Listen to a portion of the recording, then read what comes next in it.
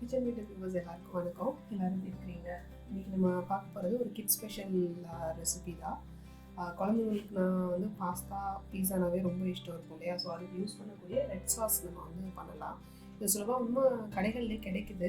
So நம்ம வீட்டில் வந்துட்டு எந்த ப்ரிசர்வேட்டிவ் இல்லாமல் செய்து வச்சுக்கிட்டா குழந்தைங்க ஸ்கூல் முடிச்சு வந்த உடனே நம்ம ஒரு பாஸ்தாவோ இல்லை ஒரு பீஸா செஞ்சு கொடுக்குறதுக்கு டக்குன்னு ஃப்ரிட்ஜில் வந்து ஹேண்டியாக இருக்கும். சரி, அதுக்கு என்னென்ன பொருட்கள் தேவை அப்படிங்கிறத பார்த்துக்கலாம். சேர்த்து 4 தக்காளி நான் இன்றைக்கி எடுத்திருக்கேன். நான் நாட்டு தக்காளி தான் எடுத்திருக்கேன். வேணும்னா நீங்கள் பெங்களூர் தக்காளி ஃபுல் 4மே எடுத்துக்கலாம், இல்லை மிக்ஸ் பண்ணி எடுத்துக்கலாம். இதில் இருந்து அதில் இருந்து எடுத்துக்கலாம். அது போக நான் ஒரு 1/4 கப் வந்துட்டு இந்த டொமேட்டோ பியூரி கடையில் கிடைக்கும் இல்லையா, அந்த மாதிரி பியூரி எடுத்துருக்கேன். இது வேணாட்டா கூட நீங்கள் இன்னும் 2 தக்காளி வந்து சேர்த்து போட்டுக்கலாம். வீட்டில் இருந்தது, ஸோ நான் இன்னைக்கு யூஸ் பண்ணிக்கிறேன். ஒரு வெங்காயம் வந்து நல்லா பொடிசாக சாப் பண்ணியிருக்கிறேன். அது போல் இது வந்து 6லேருந்து 7 பல் பூண்டு வந்துட்டு நல்லா பொடியாக சாப் பண்ணி வச்சுருக்கிறேன். அது போக இது வந்துட்டு குடமிளகாய், ஒரு 1/4 குடமிளகாய், அதே போல் ஒரு சின்ன சைஸ் கேரட்டு. இதுவும் ஆப்ஷனல் தான், பட் இது வெஜிடபிள் சேர்த்தா கொஞ்சம் நல்லாயிருக்கும். உப்பு வந்து இந்த ரெசிபிக்கு தேவையான அளவுக்கு உப்பு. அதுபோல் இட்டாலியன் டிஷ்ஷஸ் எல்லாத்துக்குமே வந்து நம்ம ஆலிவ் ஆயில் தான் யூஸ் பண்ணுவோம். ஸோ அதே போல் ஆலிவ் ஆயில் ஒரு 4 டேபிள் ஸ்பூன் எடுத்து வச்சுருக்கேன். அப்புறம் வந்துட்டு இந்த இட்டாலியன் மிக்ஸ்டு சீசனிங் இருக்குல்ல, இந்த ஆரகனோ அதெல்லாம் ஒரு டீஸ்பூனு, சில்லி ஃப்ளேக்ஸ் ஒரு டீஸ்பூனு, அது போக ப்ரௌன் சுகர் வந்துட்டு ஒரு டேபிள் ஸ்பூன், பெப்பர் பவுடர் அவங்க காரத்துக்கு ஏற்ற மாதிரி ஒரு 1/2 டீஸ்பூன்லேருந்துட்டு 3/4 டீஸ்பூன் வரைக்கும் எடுத்துக்கலாம் இந்த ரெசிபிக்கு, இந்த அளவுக்கு. இது வந்து நம்ம பாட்டில் நம்ம செய்துட்டு நம்ம இன்னைக்கு பீஸா சாஸ் இல்லை பாஸ்தா நம்ம செஞ்சது போக பாட்டிலில் வந்துட்டு ஒரு 4லேருந்து 5 நாள் வரைக்கும் நம்ம ஃப்ரிட்ஜில் வச்சுக்கலாம். அதுக்கு மேலே வேண்டாம். வாங்க இப்போ இதை எப்படி பண்ணுறதுன்னு பார்ப்போம். ஒரு பாத்திரத்தில் வந்து நல்லா தண்ணி கொதிக்க வச்சுருக்கேன். இந்த பிளான்ச்சிங்னு சொல்லுவாங்க, தக்காளியை பிளான்ச் பண்ணுறது. ஸோ தக்காளியில் என்ன பண்ணியிருக்கேன்னா, அந்த நடுப்பகுதி இருக்கு இல்லையா, இதை வந்துட்டு எடுத்துட்டு பின்னாடி வந்து இந்த மாதிரி ஒரு எக்ஸ் மாதிரி போட்டு வச்சுட்டு இது வெறும் இந்த தோலை மட்டும் உரிக்கிறதுக்கு தான். இந்த 4 தக்காளி அந்த மாதிரி அதில் போட்டுடலாம்.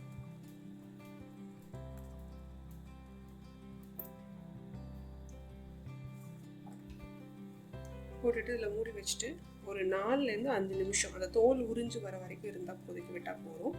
எடுத்துகிட்டு நம்ம இதில் பிளெண்டரில் போட்டு பிளெண்ட் பண்ணிக்கலாம் அந்த தக்காளியை மட்டும். ஒரு 4 மினிட்ஸ் ஆகிடுச்சு. நான் வந்துட்டு ஸ்டவ் ஆஃப் பண்ணிட்டேன். ஸோ வந்து அந்த தக்காளி எடுத்துடலாம்.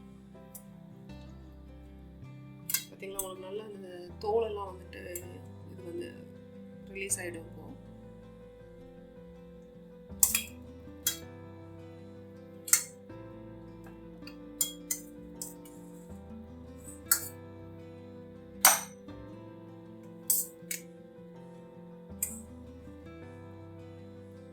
கொஞ்சம் ஆறின பின்னாடி இந்த மேல் தோல் இருக்கு இல்லையா, இப்படி மேலே தோல் எடுத்துகிட்டு அந்த மாதிரி வந்துடும். கொஞ்சம் ஆறினதுக்கப்புறம் எடுத்துகிட்டு நம்ம மிக்சிலேயோ ஒரு பிளெண்டர்லேயோ போட்டு நல்லா வந்துட்டு ஃபைன் பேஸ்ட்டாக அரைச்சிக்கலாம்.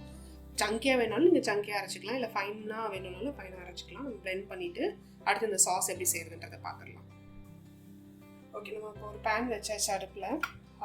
அதில் வந்துட்டு நம்ம எடுத்து வச்சுருந்த வெங்காயம் இருக்கு இல்லையா, நறுக்கி வச்சுருந்த வெங்காயம், தாளிக்கிறதுக்குலாம் ஒன்றும் இருக்காது பெருசாக. எண்ணெயில் வந்துட்டு வெங்காயத்தை நம்ம போட்டு வறுத்துடலாம்.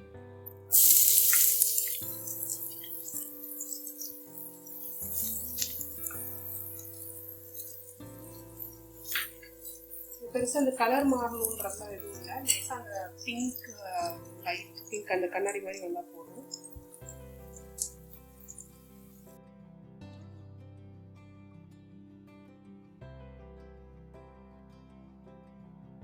இதில் வந்து பூண்டையும் சேர்த்துக்கலாம் நம்ம இப்போ.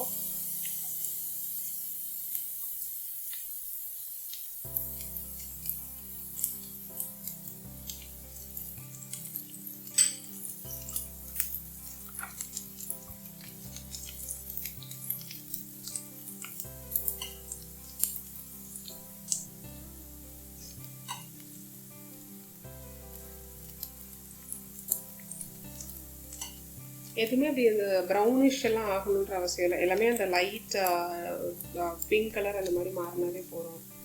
கண்ணாடி மாதிரி பார்த்தோம்னு சொல்லுவாங்க, அந்த மாதிரி. அடுத்தது வந்து நம்ம எடுத்து வச்சுருந்த காய்கறியில் போட்டுடலாம். கேரட்டும் இதுவும் போடுறேன், குடமிளகாவும் போடுறேன். கேரட் போட்டால் கொஞ்சம் நல்லா அந்த இனிப்பு இருக்கும் சாஸில், கொஞ்சம் நேச்சுரல் கொஞ்சம் ஸ்வீட்னஸ் இருக்கும்ல. இல்லைன்னா இது வேண்டாம், இதை தவிர்த்துடலாம். கேரட்டையும் இதையும் கூட தவிர்க்கலாம். இல்லை ஒரு காய் மட்டும் கூட போடலாம். ஒன்று கேரட் இல்லை பெல் பெப்பர் அந்த மாதிரி மட்டும் போடலாம்.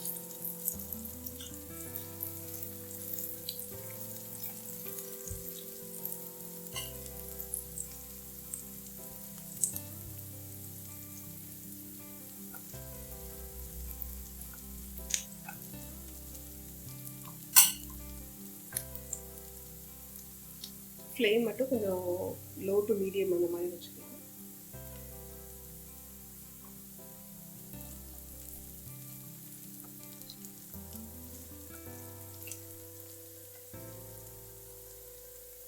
நம்ம அரைச்சி வச்சிருந்ததே தக்காளி விழுது அதை சேர்த்துக்கலாம்.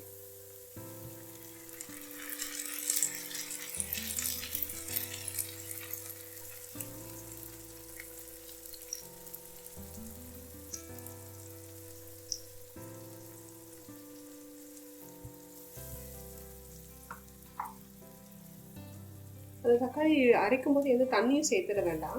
அதுல இருக்க தண்ணியே போதும், தக்காளி இருக்கிற தண்ணியே போதும்.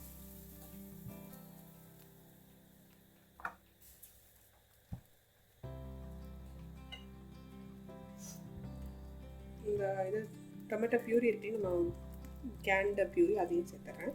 இது வந்து ஃபார் கலர், கொஞ்சம் நல்லா நம்மளுக்கு டார்க் கலர் கிடைக்கும் அப்படிங்கிறதுக்காக தான். இது வேணாட்டா இன்னொரு ஒரு தக்காளியோ 2 தக்காளியோ நம்ம சேர்த்து போட்டு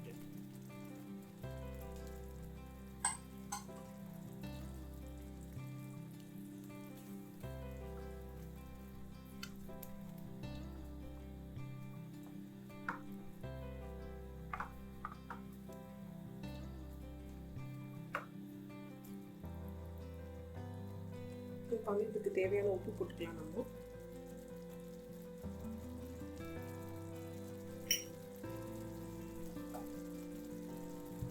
நம்ம எடுத்து வச்சிருந்த chilli flakes, Italian mixed herbs, அப்புறம் ப்ரௌன் சுகர் இது மாதிரி சேர்த்துக்கலாம்.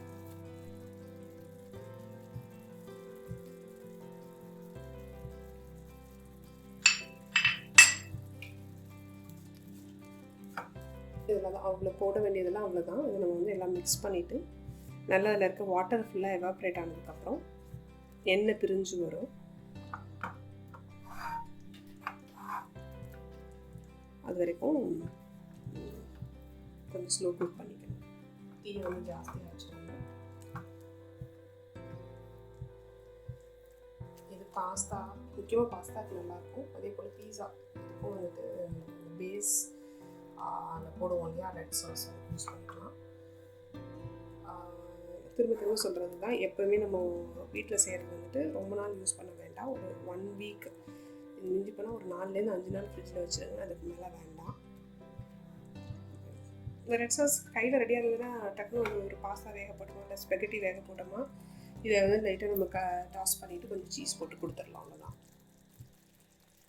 ஸோ இதை நான் வந்து கவர் பண்ணி வச்சிட போகிறேன். இப்போ கவர் பண்ணிவிட்டு ஒரு 7 to 8 minutes கழிச்சுட்டு வந்து பார்ப்போம். இதுதான் நம்மளுக்கான கன்சிஸ்டன்சி. நல்லா இந்த இதுலேருந்து லிக்விட்ஸ் எல்லாம் வந்துட்டு எவாப்ரேட் ஆகிடுச்சு. இதை வந்து நம்ம நல்லா கம்ப்ளீட்டாக ஆற வச்சுட்டு பாட்டில் பண்ணி ஸ்டோர் பண்ணி வச்சுக்கலாம். இந்த பீஸா and pasta sauce, red sauce வந்துட்டு வீடியோ உங்களுக்கு பிடிச்சிருக்குன்னு நம்புகிறேன். இது போல் வேறு எதுவும் தகவல் தெரிஞ்சுக்கணுன்னா இல்லை புது ரெசிபி வந்து ட்ரை பண்ணி போடணும் அப்படின்னா எனக்கு கீழே கமெண்ட் பாக்ஸில் தெரியப்படுத்துங்க. மீன்வைல் நம்ம கிச்சன் இந்த சேனல் சப்ஸ்கிரைப் பண்ணாதவங்க பண்ணிக்கோங்க. அதே போல் பெல் ஐக்கனும் கூடவே ப்ரெஸ் பண்ணிக்கிட்டிங்கன்னா நம்ம போடுற எல்லா வீடியோக்கான நோட்டிஃபிகேஷன் உங்களுக்கு உடனே வந்துடும். கூடிய சீக்கிரம் இன்னொரு நல்ல வீடியோவில் சந்திக்கலாம். நன்றி, வணக்கம்.